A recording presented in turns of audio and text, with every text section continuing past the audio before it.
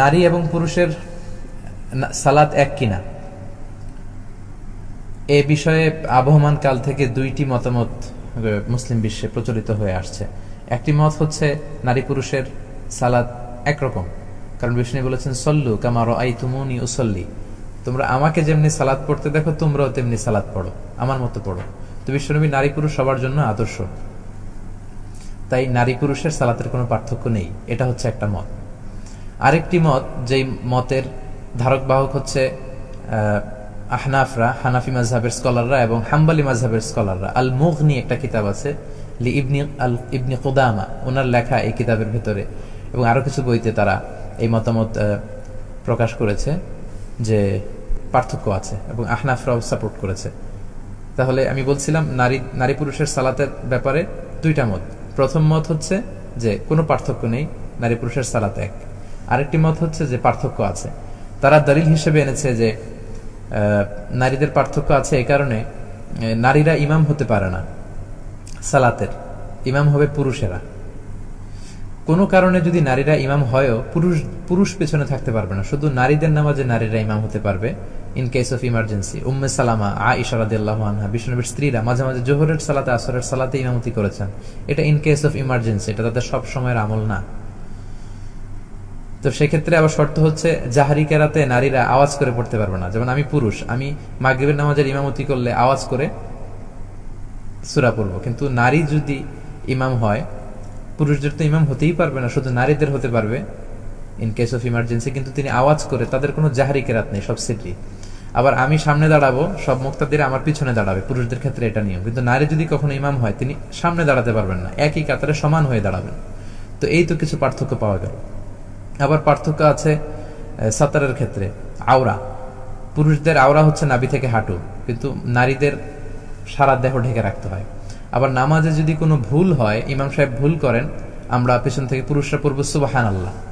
নারীরা যদি জামাতে থাকে তারা কিন্তু সুবহানাল্লাহ বলতে পারবে না, তারা হাততালি দিবে, তারা বুকে হাত বেঁধে এরকম এরকম হাততালি দিবে। হাদিসে এসেছে যে আত-তাসবিহু লির-রিজাল ওয়া তাসফিকু লিন-নিসা, নামাজে কোনো সমস্যা হলে ফালিউসাব্বিহুর রিজাল ওয়া লিউসাফফিকুন নিসা, পুরুষরা সুবহানাল্লাহ বলবে। আমরা বাংলাদেশে আল্লাহু আকবার বলে লোকমা দেই, আল্লাহু আকবার বলে ফেলি। এটা আসলে হাদিসের পরিপন্থী, সুবহানাল্লাহ বলা উচিত। সুবহানাল্লাহ বলে ইমাম সাহেব বুঝবে ও ভুল হলো। কিন্তু ইমাম সাহেব এমন কোনো ভুল করলো যেটা পুরুষরা কেউ ধরতে পারলো না, পেছনের নারীরা বুঝতে পারলো, তারা কি সুবহানাল্লাহ বলবে না? তাদের আওয়াজটাও কিন্তু আওরা, পর্দা, এজন্য তারা হাত বেঁধে আছে এভাবে, সবাই মিলে হাততালি দিলে এভাবে সবাই ইমাম সাহেব বুঝতে পারবে ও তাহলে কোনো ভুল হয়েছে, তিনি শুধরে নেবেন। এই তো আরেকটা পার্থক্য পাওয়া গেল। এভাবে অনেকগুলো পার্থক্য পাওয়া যায়। পুরুষদের জন্য জামাতে মসজিদে পড়া সুন্নাতে মুআক্কাদা, কিন্তু নারীদের জন্য মসজিদের চেয়ে ঘর উত্তম। এই যে পার্থক্যগুলো আছে, এগুলোকে সামনে এনে হাম্বালি মাযহাবের স্কলাররা, হানাফি স্কলাররা, ওনারা বলে যে কিছুটা পার্থক্য, সেটা হচ্ছে তারা নিজেদেরকে আঁটো করে দাঁড়াবে, তারা পাগুলো মিলিয়ে দাঁড়াবে এবং সিজদায় গেলে দেহটাকে জমিনের সাথে লাগিয়ে দাঁড়াবে। তা না হলে পুরুষদের মতো সিজদা দিলে তাদের ব্রেস্ট, স্তন ঝুলে থাকবে, এটা দেখতে হয়তো খারাপ দেখায়, তাদের পর্দার কিছুটা সমস্যা। এই দৃষ্টিকোণ থেকে তারা বলেছেন কিছুটা পার্থক্য আছে। তো আবহমান কাল ধরে এই দুইটা মত, এক মত বলে যে না কোনো পার্থক্য নেই, আরেক মত বলে যে কিছুটা পার্থক্য আছে, যাতে নিজেদেরকে আরেকটু আব্রু পর্দার মধ্যে রাখা যায়। তো যেহেতু ফ্লেক্সিবিলিটি আছে, আপনি যে কোনো মত গ্রহণ করতে পারেন। এমন অনেকের হয়েছে যে আগে নামাজ পড়েনি, সে কি করবে? সালাতের আসলে এইভাবে কাজা হয় না। সালাত আপনি আজকে থেকে আপনার ফিলিংস এসেছে আল্লাহর কাছে, আগের সালাতগুলোর জন্য ক্ষমা চাবেন, আজকে থেকে কায়মনে বাকি ক্ষমা চেয়ে আপনি নামাজ শুরু করবেন এবং নামাজ কন্টিনিউ করবেন। উমরি কাজার কথা অনেকে বলে, এটা হাদিসে পাওয়া যায় না।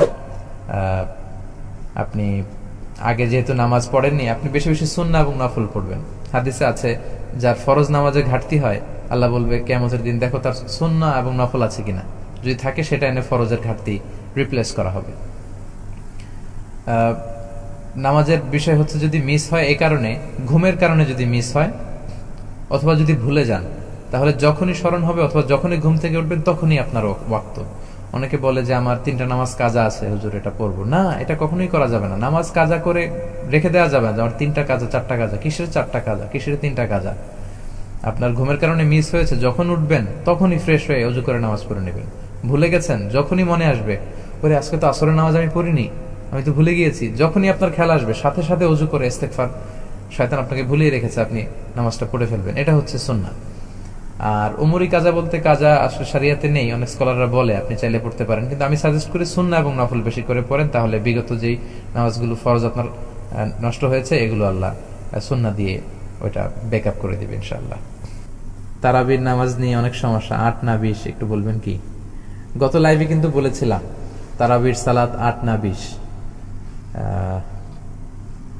বিষ্ণু ঈসা ইসলাম রমাদান কিংবা রমাদানের বাইরে 11 রাকাতের বেশি পড়তেন না, সেক্ষেত্রে 8 রাকাত পড়তেন তিনি। তারাবি বলেন বা কিয়ামুল লাইল বলেন, যেটাই বলেন, আর বাকি 3 রাকাত ছিল বেতের পড়তেন। পরবর্তীতে উমরে ফারুকের সময় উনি সাহাবীদেরকে বিচ্ছিন্ন হয়ে রাত্রিবেলা মসজিদে নামাজ পড়তে দেখে একত্রিত করলেন, তখন থেকে 20 রাকাত চালু হলো। মসজিদে নববীতে, মসজিদুল হারামে আজও 20 রাকাত হয়। আমি আল আজহার ইউনিভার্সিটি থেকে ব্যাচেলর করেছি, সেখানেও 20 রাকাত হয়। তো যেহেতু এটা ইবাদতের মাস, যত বেশি ইবাদত করা যায় ততই ভালো। সাহাবারা 20 রাকাত করেছেন। সাহাবারা তো আমাদের চেয়ে ইসলামকে ভালো বুঝেছেন। মসজিদুল হারাম, মসজিদ নববীতে আজও 20 রাকাত হয়। মানুষদেরকে যত বেশি সুযোগ দেওয়া যায়, এবং 20 রাকাত হওয়াটাই ভালো। ফলে কারো যদি স্বাস্থ্য খারাপ লাগে সে চলে গেল, বা কিছুক্ষণ বিশ্রাম নিয়ে আবার অংশগ্রহণ করলো।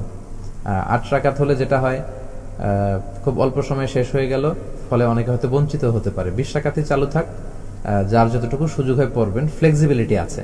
8 রাকাত 20 রাকাত, এখানে আমি বলেছিলাম সম্মানিত ভাইয়েরা,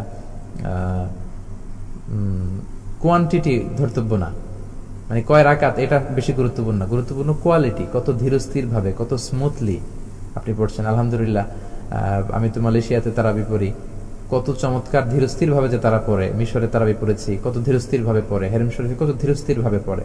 আপনারা দেশে 8 না 20 যারা আমার আলোচনা পছন্দ করেন, আমি তাদেরকে দাবির জায়গা থেকে বলবো 8 না 20 তারা কেউ এ নিয়ে তর্ক করবেন না। আমার আলোচনা যারা পছন্দ করেন, ইসলামকে যারা পছন্দ করেন, তাদেরকে আমি বলবো, ইয়াং যুবক সমাজ যারা আছো, 8, 20 এগুলো আমি তোমাদের মুখে শুনতে চাই না। আমি শুনতে চাই যে কেন বাংলাদেশে এত দ্রুত তারাবি পড়া হয়, এ নিয়ে সবাই কথা বলেন, যে আমরা আস্তে আস্তে পড়বো। আমরা সারা বছর ব্যস্ত থাকি, রমাদানে একটু আমরা দাঁড়িয়ে আল্লাহর সামনে কতটুকু দাঁড়িয়ে থাকা যায় এই অভ্যাসটা আমরা করার চেষ্টা করব।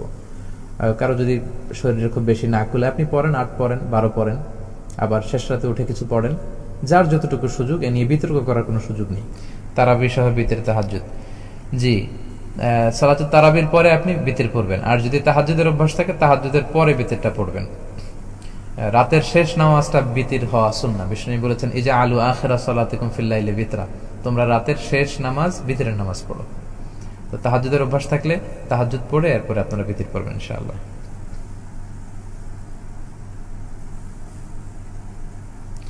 হুজুর, আপনাকে দাওয়াত দেওয়ার জন্য উন্মাদ হয়ে আছি।